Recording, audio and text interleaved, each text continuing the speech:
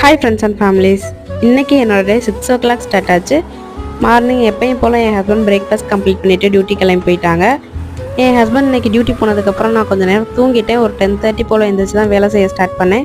First நான் வந்து பாத்திரம் தான் விளக்கி வச்சேன். பால் பாத்திரத்தை நான் முன்னாடியே வெளியே வச்சுருவேன்.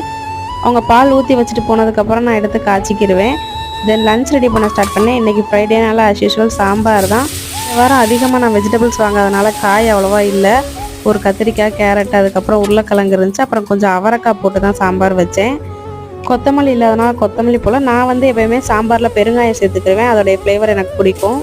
சாம்பாருக்கு தொட்டுக்கிறதுக்கு நான் வந்து அவரைக்காய் இருந்துச்சு, அவரைக்காய் வச்சு தான் பொரியல் பண்ணிக்கிட்டேன்.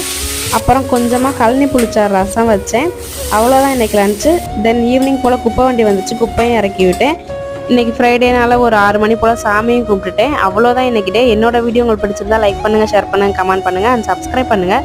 தேங்க்ஸ் ஃபார் வாட்சிங்.